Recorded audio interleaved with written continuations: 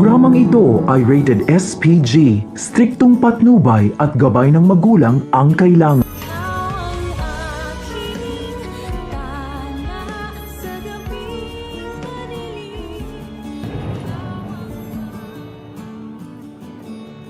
Mga kaibigan, painit na nga ng painit ang mga eksena sa abot kamay na pangarap na siyang seryeng nangunguna sa hapon, at alam ko marami nga sa inyo ay sabik na kung talagang itong si Moira ay tuluyan na nga bang makakalaboso. Subalit mga kaibigan ay huwag po kayong mag-alala sapagkat nakakita nga na nga ng matinding ebidensya ang mga otoridad, at ito nga ay sa pamamagitan ng salapi na nahukay ng isang lalaki na siyang nagmamay-ari nga ng lote na iyon, at hinukay niya nga ang salaping iyon, at nang makita niya ay laking gulat niya at talagang sinabi nito at inamin nito na pinag-interesan niya nga ang salapi. Subalit mas pinili niya ngang isurrender sa pulisya ang nasabing pera dahil nga nakokonsensya siya at hindi tama na gamitin niya nga ito sa kanyang pamilya, lalo pangat maaaring nagmula nga ito sa kasamaan. Kaya naman nang ipinadescribe sa kanya ng otoridad kung ano nga ba ang itsura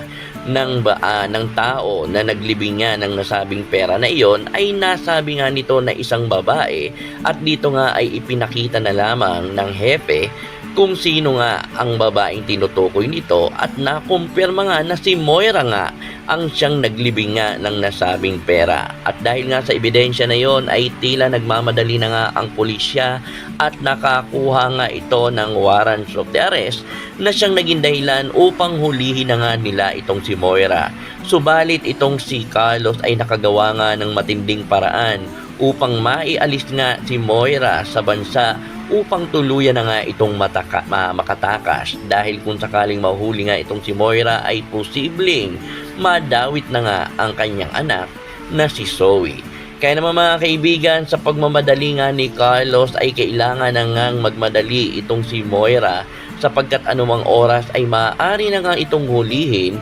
dahil na rin sa lumabas na nga ang warrant. Kaya naman mga kaibigan, sa pagkakataong ito ay talagang nagbanta nga itong si Carlos na wala na siyang magagawa pa kung sakaling mahuhuli nga itong si Moira. Kaya sa pagkakataong ito mga kaibigan ay talagang nagmadali na nga ang dalawang ito na maihatid nga si Moira sa nasabing airport. Subalit sa paghinto nga ng sasakyan na iyon na kung saan nga ay lulan itong si Obeng, ay namataan at napansin nga nito itong si Carlos na nasa kabila naman na nagmamaneho nga ng nasabing sasakyan. At dito ay nagtataka siya kung sino nga ba ang babaeng kasama ni Carlos. Kaya naman sa kanyang pagmamadali nga, nang umalis na nga ang sasakyan nga ni Carlos ay iniutos mismo ni Obeng na sundan nga